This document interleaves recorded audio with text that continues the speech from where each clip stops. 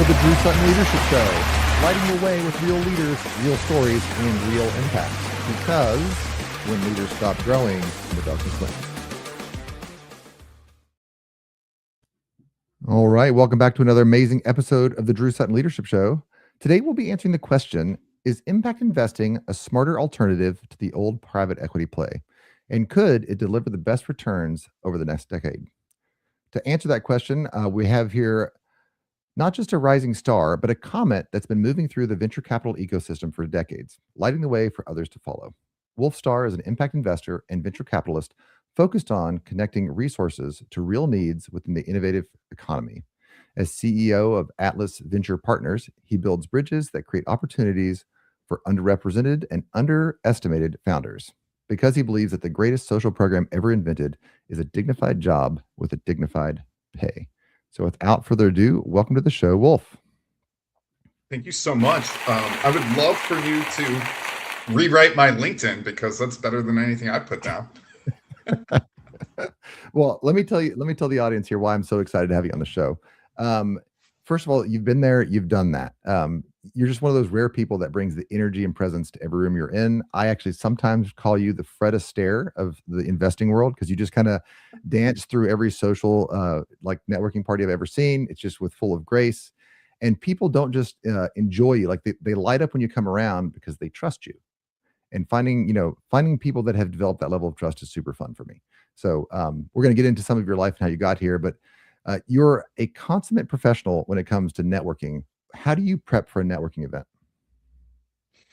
Usually I don't, because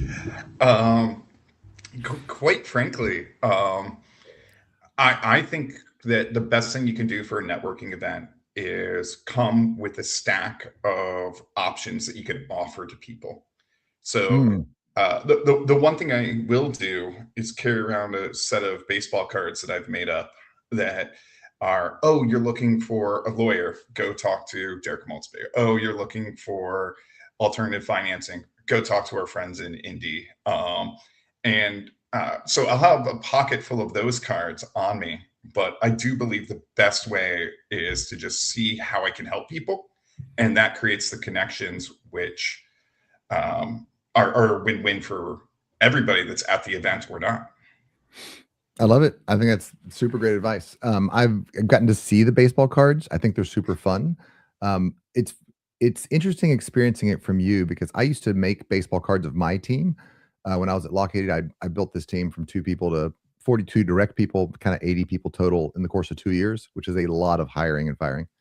But I used to make little baseball cards for myself, for all of the people that were on my team and all of my clients and all my customers. Because everybody wants to, when you meet somebody, you want to know that you were seen and like, oh, this person knows me and they're excited about me. So I'm a huge fan of your baseball cards. I think they're so much fun. It's a fun way for me to brag about my friends in a really fun way. Yeah. So yeah, you've had such a cool career. You stepped out of college a little bit early, and then you got into running your own businesses, and then you've run some funds, and then you ran some other funds. And now you've run a fund of funds, I believe. In all of your career, what was the moment that you were like, that kind of cemented, this is who I want to be in life? Was it discovery along the way, or when did you say, yes, I want to be a fund manager, I want to be this hyper connector guy? It's a great question. So I'm still figuring out what I want to do when I grow up. And my wife will say, you got to stop being a cool kid at some point, but I don't think that's something I'm ever going to do. So when it really occurred to me was after I sold my Shop Local program. I was throwing festivals and events.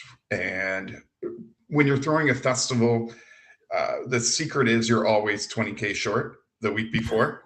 Oh, and so true. So I figured out that I could call these venture capital firms and say, hey, if you wire me 20 grand tonight, all of your LPs can meet 21 Pilots or whoever was headlining our shows. And it created this niche where I could create events for these companies that were just very different than what they normally would do. And so eventually one of my friends from the West Coast called and said, do, do you want to start a fund? Do you want to start investing? And I said, that's not something I've ever really looked into. But I called all of those different VCs and different firms and said, should I do this? And their response was yes, but three rules. Don't take our LPs, which for anyone who doesn't know, those are the investors into a fund. Do it in a way where it is helpful for the community and not extractive, and do it your own way. So what I did was I loaded up a bus of all the investors and all of the founders in Columbus. We took them up to Cleveland, met with all of their partners, and then a month later loaded up a bus in Columbus and a bus in Cleveland, and we all went to Detroit. So we ended up going to 17 cities that year, and I fell in love with the power of venture capital and the PE world, but also was very bothered by how insular it was and the fact that it wasn't really available to everybody. And it was from there that we launched our first couple of funds. I love it. I love it.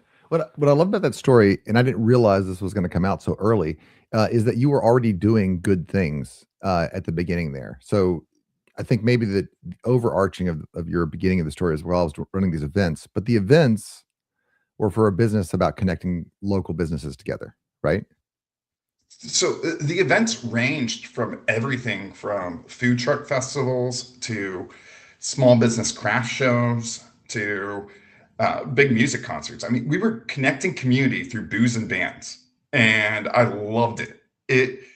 It brought so many amazing people together at the exact right time, Yeah. and then we were able to bring the investment community in to meet with local literal rock stars to have pretty much build a bigger table for everyone to be able to interact, and that was great. No, all right. So this is what I love is that fundamentally business is about building community, right? I think one of my favorite phrases, I think that we're both friends with Ben Reno Weber. He has this amazing startup called Essential Innovations. And he said to me, and it was this mic drop moment. He said, the best social program ever invented is a great job with a great pay. Like that's what we're all trying to do. I think that we got in this world post COVID where we're all like separating out a little bit too much. I literally work in my basement most days. So you have this for-profit world that's completely insular, and then we have these social issues that we give to, and there's this middle section where we don't really know what to do, and I guess that's the government's job to fix that, or somebody should fix that. But I think that in a lot of cases, it's business's job just to connect humanity. It's this. That's why I love business so much. Is it's a way for us that have goods and services to share them with other people and exchange that value. Which brings us to the question of profit. So I think that right now we're at this really cool spot in life where I think that funds are becoming more available to the average person. Like you said, it's a very insular world, but I think that the mechanism of VC and the mechanism of raising a fund may be one of the cool sparks that starts to change stuff.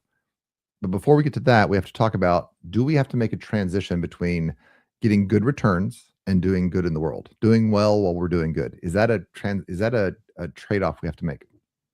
I don't think it's a trade-off we have to make. It's just an intentional plan to be able to do both at the same time.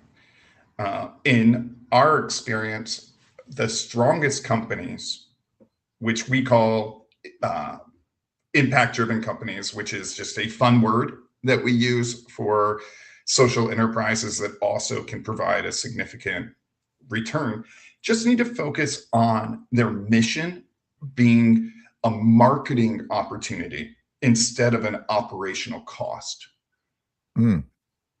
So if a company, yeah, please. Oh no, yeah. So I was about to ask. So you've run at least two of these funds. You have is it the Pride Fund and the Ohio Impact Fund? What are the two funds? That's correct. Those are the two ones we founded. Yeah. Yeah. So what are some of your favorite stories from there? What are some of the beautiful things that are happening in the community because these businesses are actually out there doing stuff? Absolutely. So the first great example that I have is Flow. which is a company based in Columbus and now New York and global in scale, they saw a problem where people were not able to access tampons and pads in public spaces. Yeah. Okay. Yeah. Fair enough. So I'm a total flow bro.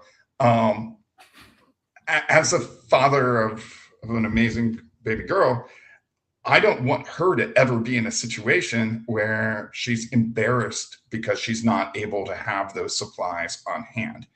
And the old system was charging 50 cents, and who's carrying 2 quarters on them at this time in the world? Right. In this company, my dear friend Claire, which I'm honored to share her adventure with, they're saying, why not make it free? I mean, if toilet paper is free, why not tampons? And from the outset, everyone thinks they're a nonprofit, but ultimately they are creating amazing jobs, doing wonderful work. I mean, they're in Disney now, and Really? as well as like 70,000 bathrooms. They're very well funded. It's very smart, and they've been able to lean in on the social gain as a huge part of their marketing. And so instead of having to do tons of commercials, tons of paid ads, they're able to just do their great work, and the storytelling is built with it. And on the complete other side, we have this hydrogen powered car company that had to make a huge pivot because unlike a Tesla where you can go and fill up at all these stations, Oh yeah. Right. it's a plan now where they can power the data centers all across the country. And then they have built-in charging stations with hydrogen at all these different stops. So you're really able to do good for the world while also succeeding at giving great returns to all of your investors. No, I love this. I think that we need to shift our brain. In my mind, it actually, I pin it all on Jack Welch, who said it's all about shareholder value, and he used shareholder value as an excuse to do a lot of things that maybe on the micro scale made sense, but when when you play them out without any constraints whatsoever, I think it hollowed out a lot of what we see. And I grew up in a small business. My dad was a veterinarian. He bought it from grandpa.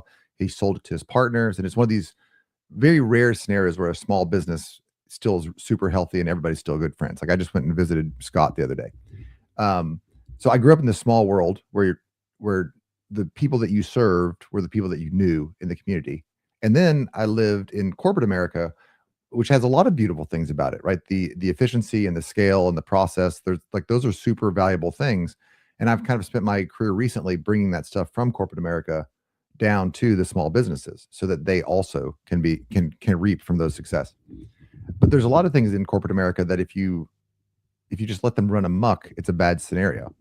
And this is where people think, well, I guess to solve these human problems, I guess we're going to have to do it in a nonprofit way. But that's not the case. If you get behind folks that have figured out a revenue stream, you can solve really important, all the way from tampons to hydrogen fuel cells. All of these things can work. As you're looking forward with your fund, what are you most excited about the companies that are coming up? I'm loving watching the pivots of our companies. Like they Oh, yeah. are figuring out what round two, or in some cases, round 14 are for them. And you, all right, there's a phrase in our industry that you can't diligence a dream. Ah, And if a founder comes and they're like, I want to do this next XYZ that changes the world, you have to really get to know that founder. And that means that you have to trust them to be able to make multiple changes. We have a company through the Pride Fund that has completely changed their business model 4 times. okay. And the big question is, why are you changing it? And what are you looking at moving forward? So originally, this great company was focused on individuals being able to get credit to go do different adventures, take care of the entire um, wealth space for the unbankable and the underbankable. And they realized that they could work with big corporations, the Visas of the world, the larger organizations. And where they've landed is significantly stronger than when they originally set out. So it's truly being able to keep an eye on who's got the ability to pivot instead of just locking in their heels and saying, I know this thing to be 100% right. Because I can tell you, as a former founder and as someone who's participated with a lot, you never know everything. And that flexibility is what has me excited. No, I like this.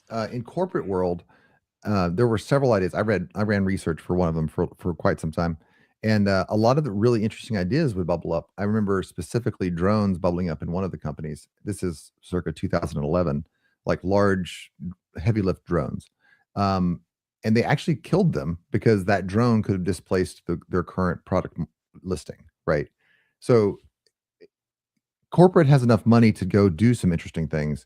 But to your point, there's no pivotability. Like you can't pivot the entire infrastructure of a company, and you can't accidentally cannibalize it with some sort of disruptive technology. That stuff a lot of times gets stuffed in the warehouse right next to the Ark of the Covenant, right at where Indiana Jones left it. So, all right, to an investor who's saying, okay, I know that private equity, traditional investment bankings, they're not making the returns we thought they would. I think 70% of the funds these days are underperforming. So they're starting to recapitalize. And so for the audience, that means that, fund one isn't making the money we promised you. So we're going to let some people out and we'll just make fund two and we'll just kind of roll it forward, which is a lot of echoes of the toxic mortgage assets of the 2007, 2009s.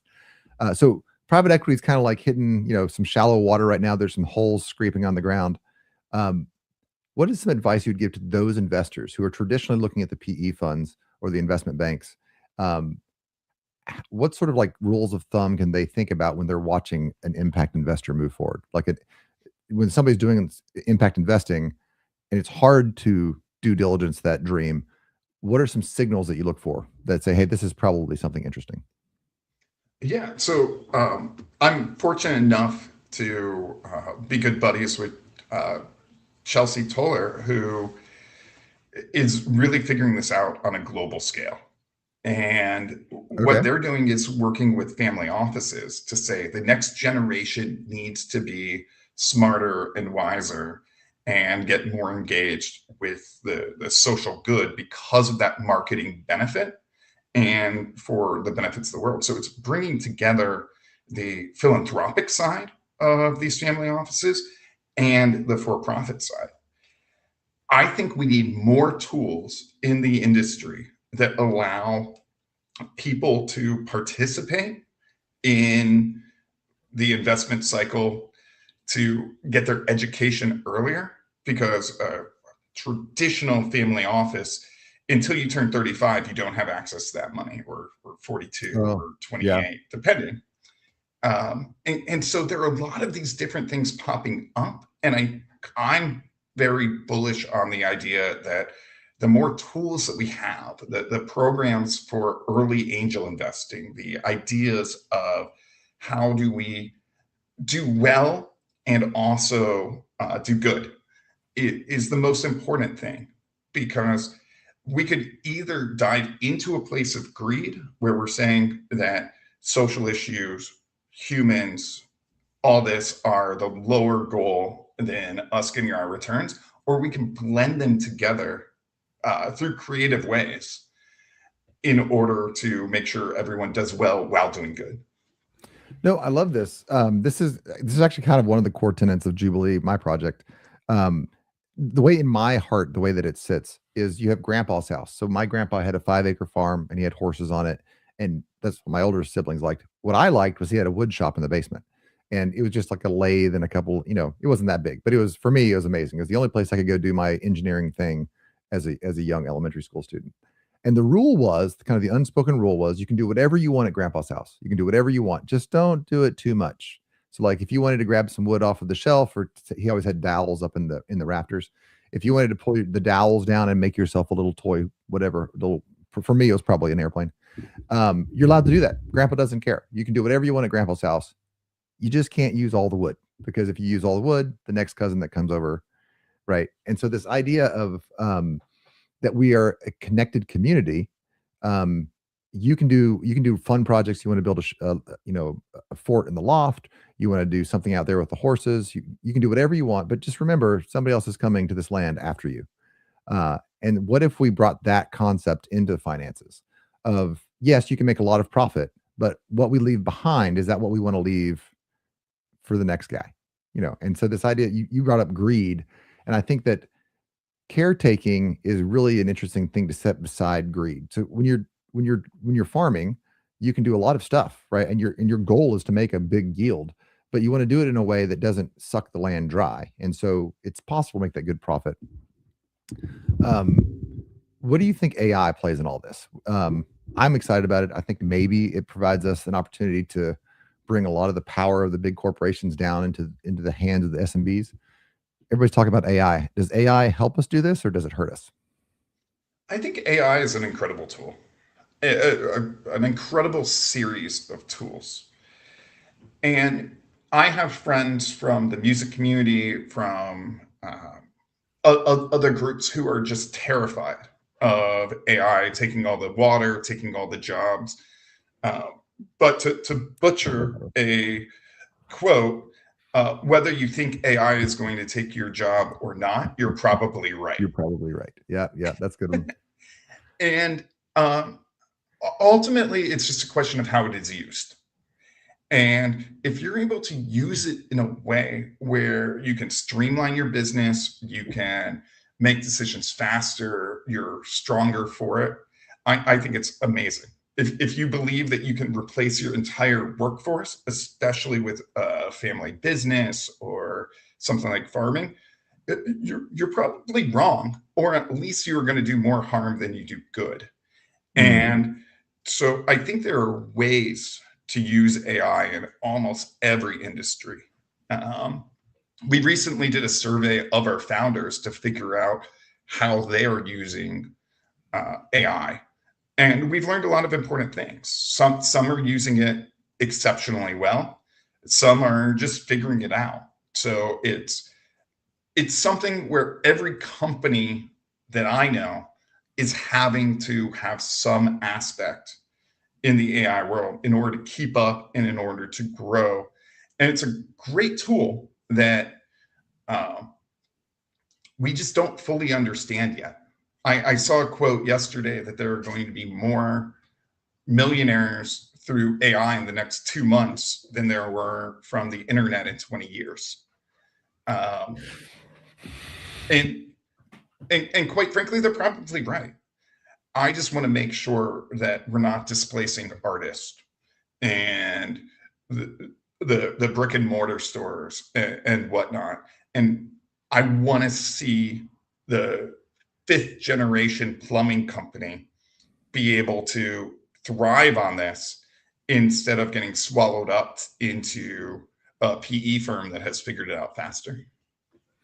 No, that's true. I actually have one client right now that they have a widget that uses AI to essentially automatically streamline your business. I can't say much more than that, but that's not an understatement to what they're doing. And so, kind of their theory is that the company that owns the most companies is the one that's going to succeed, because the more companies companies are kind of a problem generating device, right? You go to work on Monday and you have all the stuff you thought you were going to do, and then there's all the problems that actually occurred, and you're just kind of fighting those fires all day. And AI is very good at dissecting those problems and then coming up with solutions for them. Uh, and so the company that owns the most companies owns the most problems, and then that becomes a strategic advantage, because if you know what all the problems are, you can start working through them kind of en masse and start implementing tools en masse. I'm actually really excited for that, because I call it the democratization of professionalism. So an example is Bitcoin. And I think, Bitcoin's kind of an old hat. But one of the cool things about Bitcoin was the idea that we can have a currency that's not owned by Visa or MasterCard, or we don't need a massive bank. We, the people, can have access to the means of producing our own coinage. it gets very political very quickly. I'm not trying to get into that, but I think the idea of being able to democratize things is cool. For example, another one of my favorite stories is in Smithfield Meats. They do like 90% of all the pork in the world, in the U.S. So they came out of North Carolina. So it was like $5 a pound to butcher your hog. And then Smithfield comes in, they build this big factory, which has a huge amount of scale, huge amount of production capacity, and they can now butcher hogs for like 50 cents. I mean, it was an order of magnitude difference. And then eventually they own all of the hog production. And when they own all of the hog production, now all of a sudden you have to grow a hog that is the right size and shape for their production line. So even though you're an independent farmer, now you're kind of beholden to Smithfield. And if you don't want to go with them, it's just astronomical to get your own hog butchered. Um, so I think that was an important shift in America as we kind of learned how to do things super well. Like we learned about factories and we learned about time studies and we learned about efficiencies. And then we got into software and we did all that really well. But what I'm really excited about AI is I think maybe it's this moment where we can take all of those learnings and push them back to the individual. And then the individual can participate in their community. That's what it gets me super jazzed. I mean, what I'm so excited about right now is there's a program called AI Owl that we ran the entire Vessel in Ohio Angel Collective team through to be able to just understand the basics. And the state of Ohio backs the program. Now, it is fairly elementary for folks who have done a lot of this over the time, but it is a fast primer on power for how to use it. And in the course of 2 or 3 hours, anyone can get caught up. And so when I look at the family businesses that you're working with and whatnot, someone who's still hunting and pecking on the keyboard is able to suddenly have the power of AI within a couple of hours. And there was never something like that for the internet. Like for that, it was really like, okay, go use Yahoo, go use AOL, or whatever it was. And they are not alone. There are a bunch of programs like that. But our youth, my kids are learning this in school. They can build a website in an hour versus my 11-year-old son could build a better website than any of my funds websites if I gave him an hour and a $2 bill and a candy bar. Like it is at that point. So we're really starting to see this generational opportunity for our youth to step up. And we're also seeing our peers. I know I'm a couple of years older than you, but we're seeing our peers be able to keep up with this pace of education without a ton of effort. And I mean, the song "It's a Wonderful World" includes my favorite line, which is, "We hear babies cry, we watch them grow. They'll learn much more than we'll ever know." Oh yeah. That has never been more true than the last 24 months. I'm being outlapped by my 25-year-old peers every day, and I love it because it pushes me to learn and then educate others. Yeah. No, I feel the same way. I've spent a career kind of on the cutting edge of technology. At first it was mechanical work and then it was some software work. And yeah, I'm seriously, you're meeting 25-year-olds. I was having a phone call with an 18-year-old the other day. And I mean, AI is what every 18-year-old needs because I always tell folks you should live so that two people are happy. You want to make sure that your 18-year-old self is always happy, and you want to live so that your 80-year-old self is always happy. Because your 18-year-old self wants to jump off that cliff, go skydiving or whatever, and the 80-year-old self wants to remind you not to, to keep those relationships healthy because they matter. But AI comes along. So this 18-year-old, he's like, yeah. So I'm going up to New York in the summer, and I'm doing an internship at this place, and I'm going to start redoing their I can't remember. We'll just say website. It was some sort of analytics platform. But just the confidence that he had with the tool set to back him up was a little bit intimidating, but also super, super encouraging. So That's why you're the king of the nerds, is that you're able to see this. that's yeah. For those that for the audience here, I used to be a chief engineer at a big aerospace firm, and when I tell people that, they think that, oh, this guy was the king of the geeks, which is a true statement. I mean, dice were rolled, right? A couple of graph papers were filled out, but really, I built this team from 2 people to 42 people in 2 years, and then there's another about 40 folks that technically weren't reports to me, but I kind of ran those departments. It was fun. It was a good time. Um, yeah. Okay, so let's talk about the future. You have one of the most enviable positions that I know of is that you are right there in the fund world. You are listening to what investors are looking at. You're watching which funds are doing well and which funds are kind of stumbling. And you also followed your heart and you built some funds that are doing real good in the world. Do you think that there is a shift in the investor opinion, or do you think folks trying to make the old model still work, or are the old patterns starting to crack? And if so, which fault line should we be watching out for? So I think everything evolves. And with my work in the family office space, there has never been a better time. I have a 16-year-old on my second fund's LPAC, which, for anyone who doesn't know, is the LP Advisory Council. Essentially, we run deals by them. And these family offices want the next generation to take leadership. So if you think of the idea of a farmer who inherited their grandpa's, pappy's, grandma's farm, and what happened in the last 3 generations, a lot of them don't want to be a farmer. And that's what we're seeing with a lot of these family offices right now. And they also have a social mindset where they want to move towards the UN specific goals. They want to leave this world better. They don't want to just die with a lot of money. They want to make sure that they have their fingerprints on doing something good for the future. So I don't think that we're ever going to get to a point where the traditional PE model is gone.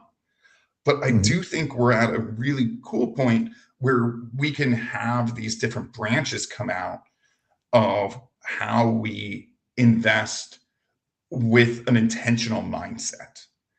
And there are more and more people asking for those discoveries. And so we're starting to see different tools. If you look at Inspire Access out of Baltimore, they're allowing people to invest through their donor advised funds into for-profit companies, and they're taking on a lot of the pain points on that. If you look at the way that in Europe, they are making it easier to invest internationally. That's an amazing thing. I don't think traditional PE is going anywhere anytime fast, but if we were able to just get a tiny sliver of that market to go towards social good, it would change the world. And it could do it very quickly because we just need such a tiny piece. And then the dominoes start falling.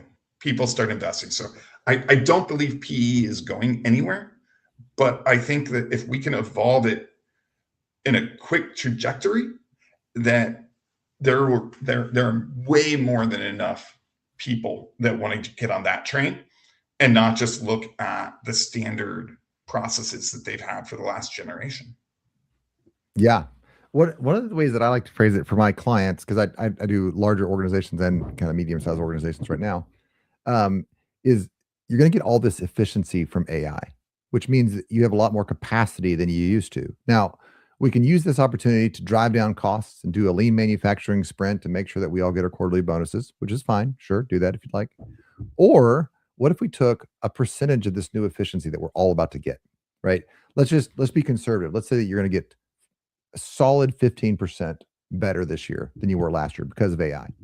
What if you took 5% and you roll that over into a social good? You said this money is dedicated to solving something that I'm passionate about. That little bit is a big deal. And really, the way that profit, this is one of my rants, long-term rants. If you're running a 20% company right now, and you get 15% better, that's a massive amount to your bottom line, to your profit, to your take home money, right? So if you're starting to roll that money over, I think you'll be stunned how much you can actually start giving to the things that you care about. And if you're waiting for an excuse, if your soul, and this is what I meet so many people, they're like, well, I want to do good and I give to the church or I give to the community center, or I'm on the nonprofit board. You're doing everything you can, but you think you have to do that outside of work. I think we're moving into a space and a time when you can just honestly say, I'm really proud that I'm supporting this thing and that I can hire people in this space. Um, one of the one of the ones that I'm super excited about. I know a guy here in Lexington. He runs a coffee shop, and all he does is employ all of his servers are people with special needs. So they're a little bit slower, but he makes a safe environment for them, and then they're the ones that serve the coffee. And I mean, the best servers you've met in your life. They care about you. They remember you. They're excited about you. They're excited about because for them, so much of the world is not available to them, and now because one guy said, this is what I want to do with my retirement years, now about 20 kids get to have a job and they get to make money and they get to be just like their brothers and sisters. And I mean, the pride that they have, um, is it's super beautiful. Another one that I love is in Cincinnati. There's a group that you can donate a car, and they teach folks that are coming out of incarceration how to retool the car. And so now you're fixing these cars, and then what are you doing with the cars? They're giving them to folks that have transportation issues. Now, for most of us that have skin my color who live in the neighborhoods that I live in, this is okay. You get a car. Just for a moment, imagine that you can't drive to that factory job. So now you don't get a factory job. You have to work at whatever you can walk to. And I've personal family friends who now own a hotel, but when she came, she had to walk in the rain, all summer, winter, shine through the snow to work at Subway. She said she used to have to put bags around her feet so her socks wouldn't get wet when she was walking to Subway. So having reliable transportation is a given for most of us, but for these folks, it's not. So this business is teaching people mechanic skills and delivering reliable transportation to people. Now that one is a charity. I won't lie, there is a substantial subsidy there, but it is a beacon of light of what business used to be, giving people a purpose, giving people a skill, and giving people a lifeline in life. We're not asking the government to do a handout. We're not asking the church to do a handout. We're saying, listen, we're willing to put in the effort, and then we're willing to help our fellow man live a better life. I think we're moving into a time when we can all start doing that. So if you've been waiting for your excuse to live out the way that you've always wanted to live out, you can do it now. This is Drew told you can do it. go talk to Wolf. Go find somebody. We will help you get a business started.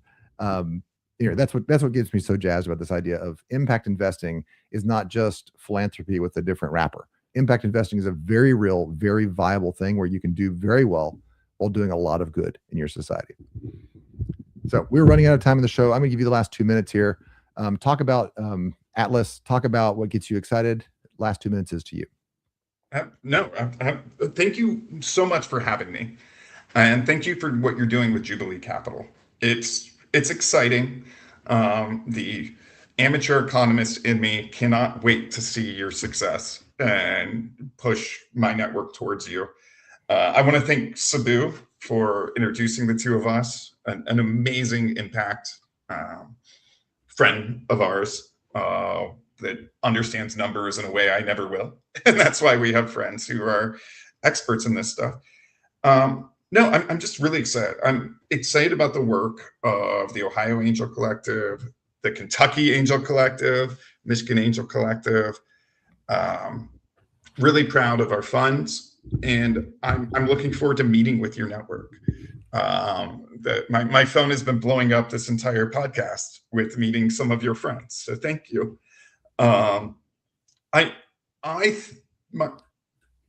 My strong theory I will leave you with is that in our lifetime, we'll be able to see the transition of wealth move closer to the benefit of humanity.